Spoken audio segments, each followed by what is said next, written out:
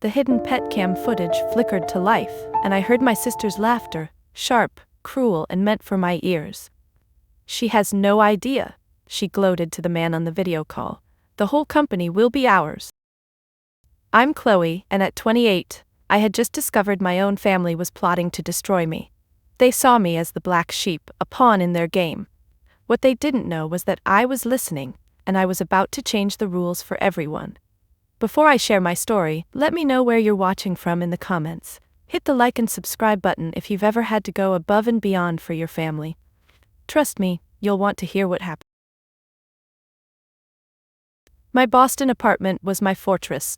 Bare walls, a single potted plant, a desk cluttered with monitors and coffee mugs. At 28, I'd carved out a life that was mine alone, far from the suffocating grandeur of Halcyon Point. My fingers flew across the keyboard, tweaking the final lines of my predictive algorithm, the heart of Nexus Analytics, my startup. It was my ticket to freedom, a deal with a tech giant just days away. I was so close I could taste it. Independence, earned through years of grinding, sleepless nights, and a stubborn refusal to fail. Then my phone buzzed. Helen Anderson, my mother. I stared at the screen, my pulse spiking. We hadn't spoken in months, and her calls were never casual. I answered, bracing myself. "Chloe, darling," her voice was syrupy, the kind of sweet that made my skin crawl. "We need you at Halcyon Point, a family celebration, this weekend. You will be there, won't you?" "A celebration?" The Andersons didn't celebrate me. I was the reliable one, the invisible one, the daughter who built things while they fawned over my younger sister, Maya. My mind flashed to a memory I'd buried. My high school science fair, 16 years old, clutching a first-place trophy for a statistical model I'd coded from scratch. I'd scanned the crowd for my parents, but they weren't there. They were at Maya's dance recital, cheering her pirouettes while I stood alone, my victory hollow. "What's the occasion?" I asked, my voice flat. Helen laughed, a tinkling sound that didn't reach her eyes. "Oh, it's a surprise. Just come home, Chloe." Home. Halcyon Point wasn't home. It was a museum of my family's wealth and my own erasure. But the tech deal was close, and maybe this was my last chance to tie up loose ends before I cut them off for good. "Fine," I said, "I'll be there." The drive to Maine was a blur of autumn leaves and creeping dread. Halcyon Point loomed on the rugged coast, its spires cutting into the gray sky like a warning. I parked my beat-up sedan next to Maya's sleek convertible, a gift from Dad for her effervescent charm. The air smelled of salt and old money. I stepped inside, and the weight of the place pressed down. Marble floors, crystal chandeliers, portraits of Andersons who'd never known my name. Helen swept toward me, her smile too wide. "Chloe, you made it," she cooed, air-kissing my cheek. My father, Robert, gave a curt nod, his eyes already drifting to Maya, who lounged on a velvet sofa, scrolling her phone. "Chloe," he said, like he was checking my name off a list. Maya glanced up, her perfect curls bouncing. "Oh, you're here," she said, her tone implying I was late to my own funeral. Dinner was a performance. Maya dominated, regaling everyone with tales of her latest gala, her voice sparkling like the champagne in her glass. I sat silently, picking at my plate, my mind on my algorithm, my future. Then Robert raised his glass. "To family," he said, his voice heavy with purpose. "And to new beginnings." My stomach twisted. Here it came. "We've been thinking," he continued, his eyes locking on me. "Maya needs a real purpose. She's going to join Nexus Analytics as your partner." The room went still. My fork clattered to the plate. "What?" I managed. He waved a hand, dismissive. "It's perfect. She'll learn the business and you'll contribute to the family legacy." Legacy. As if my years of coding, my sleepless nights, my company were just a prop for their story. Maya smiled, all innocence, but her eyes gleamed with something sharper. I swallowed my rage, my voice steady. "Nexus isn't a hobby, it's my work. Maya doesn't have the experience." Silence. Robert's smile hardened. Helen's eyes widened, like I'd slapped her. Maya's lip quivered, playing the wounded princess. "Chloe, that's so harsh," she whispered. I stood, my chair scraping the floor. "I need air," I said, and walked out, the weight of their stares burning my back. I'd drawn a line, and I knew they'd make me pay for it. Back in Boston, I threw myself into work, trying to bury the sting of Halcyon Point. My apartment was my sanctuary, but the memory of that dinner clung like damp fog. I was close to sealing the deal with the tech conglomerate. My algorithm was flawless, my pitch polished. I just needed to hold it together. Then my buzzer rang. I checked the camera, Maya, eyes red, clutching a duffel bag. "Chloe, please," she sobbed through the intercom. "I had a huge fight with Leo. I have nowhere else to go." Against every instinct, I let her in. I'd always been the fixer, the one who cleaned up the messes. She collapsed on my couch, mascara streaked, spinning a tale of her boyfriend's betrayal. I nodded, made her tea, but my gut screamed caution.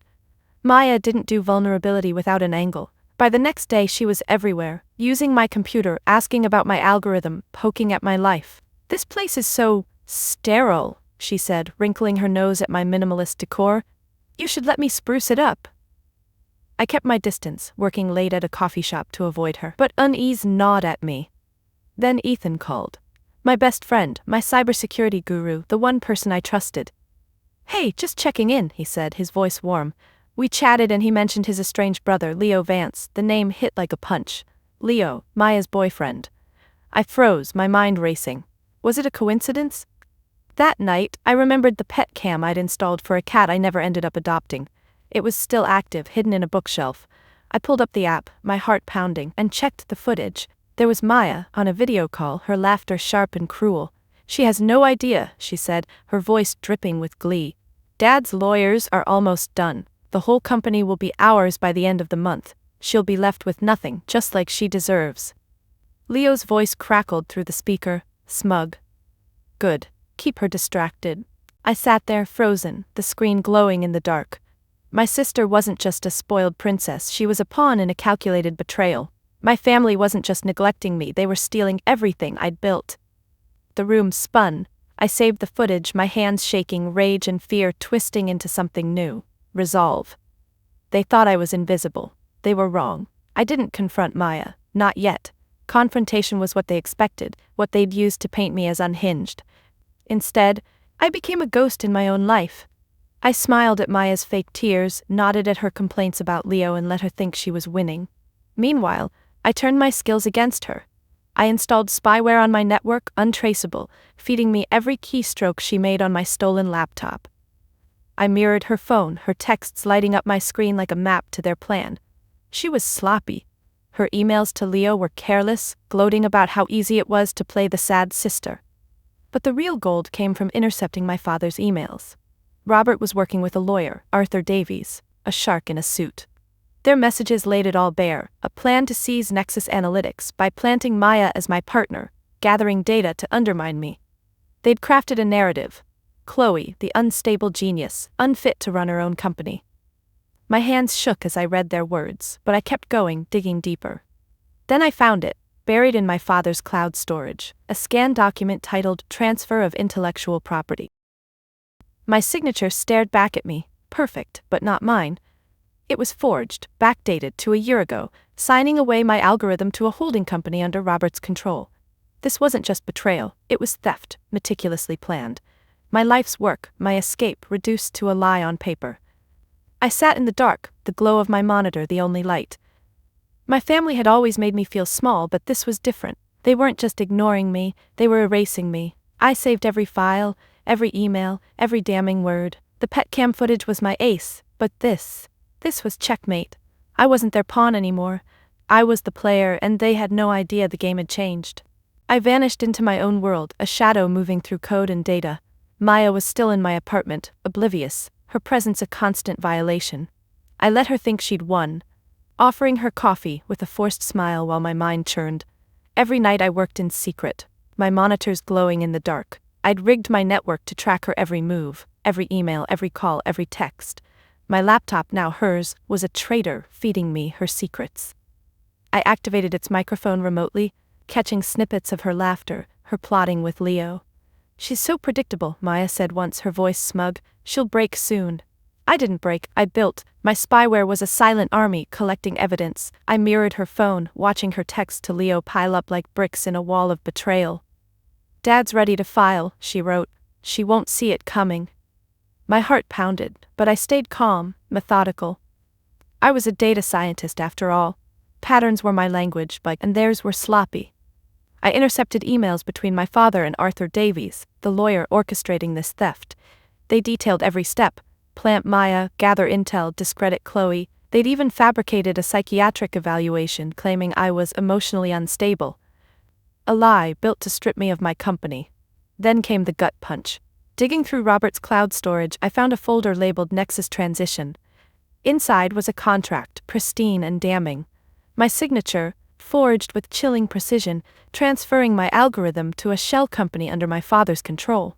The date was a year ago, a lie so bold it stole my breath. This wasn't just a family squabble, it was a crime, calculated to erase everything I'd built. I saved it all, the emails, the contract, the audio clips. My pet cam footage of Maya's gloating was the spark. This was the fire. I barely slept, my mind racing with what ifs. What if I confronted them? They'd twist it, paint me as paranoid. No, I had to be smarter, colder. I worked from a rented co-working space now, my apartment too compromised. Each night I backed up my evidence to an encrypted drive, my hands shaking not from fear but from fury. They thought I was invisible. They were about to learn how wrong they were. The day of my pitch to the tech conglomerate arrived, a make-or-break moment for Nexus Analytics. I'd moved my operations to a rented office, a sterile box with a single desk and a view of Boston's skyline. My presentation was ready, my algorithm flawless. I logged into the video call, my heart steady despite the stakes. 5 minutes in, my phone lit up with alerts. My server was down. A security drill triggered remotely. My slides froze, my data locked. The execs on the call frowned, their patience thinning. "Ms. Anderson, are you prepared?" one asked, her tone sharp. I knew who was behind it, Maya. I'd heard party music through the audio bug in my apartment, her laughter faint but unmistakable. She'd sabotaged me, timing it perfectly to make me look like a fool. The call ended in polite rejection, the partnership gone. I sat there, staring at the blank screen, the weight of it crushing. My life's work, torched in minutes. I wanted to scream, to cry, but something colder took over. This was their checkmate, or so they thought. I opened my encrypted drive, the evidence I'd spent weeks collecting. Maya's video, her texts, the emails, the forged contract. It was a fortress of truth, unassailable. I wasn't done.